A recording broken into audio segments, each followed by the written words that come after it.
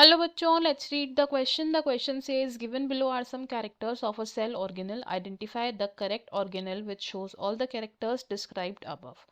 First, it is a membrane bound space found in the cytoplasm. Second, it is bound by a single membrane called tonoplast. Third, it contains water, sap, excretory products and other minerals and other materials not useful for cell. Fourth, it has higher concentration of sap than the cytoplasm.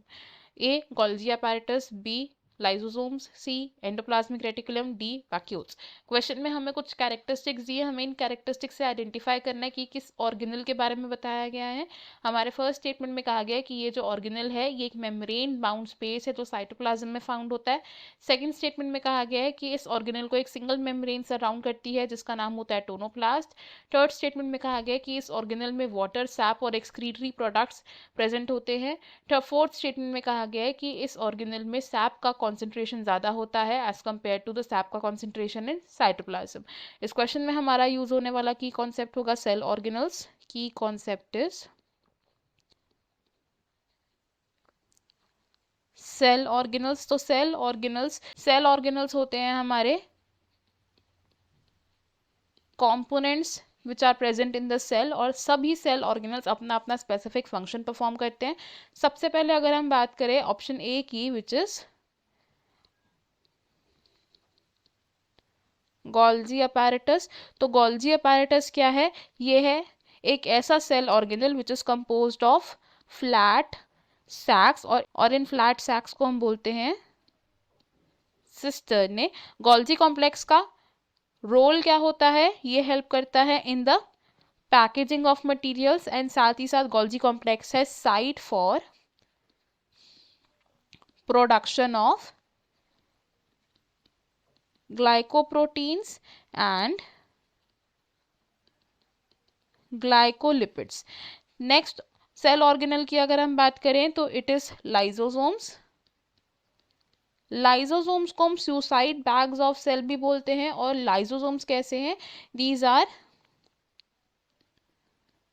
Membrane bound vesicles. और ये membrane bound vesicles कैसे बनते हैं?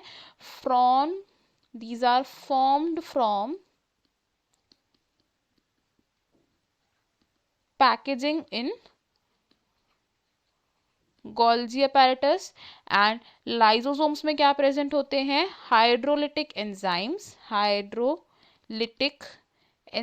Present होते हैं जो digestion का function perform करते हैं.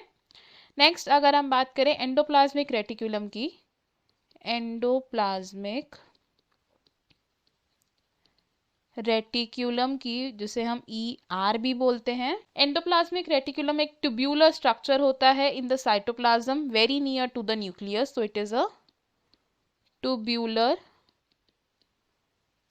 Structure in the cytoplasm. और एंडोप्लाज्मिक रेटिकुलम प्रेजेंट होता है टू टाइप्स का which is RER, that is rough endoplasmic reticulum, and second type is SER which is smooth endoplasmic reticulum. Rough endoplasmic reticulum है, इसकी surface पर ribosomes present होते हैं जो प्रोटीन की सिंथेसिस करते हैं. And surface of smooth endoplasmic reticulum पर राइबोसोम्स प्रेजेंट नहीं होते. एंड स्मूथ एंडोप्लाज्मिक रेटिकुलम का जो मेन फंक्शन होता है that is detoxification.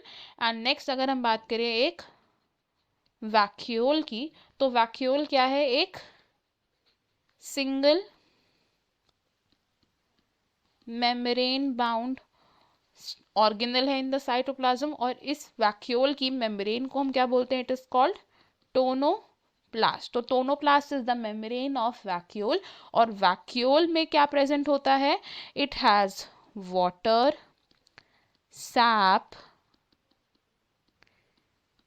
Excretory products and ऐसे मटेरियल्स जो सेल के लिए यूजफुल नहीं होते हैं.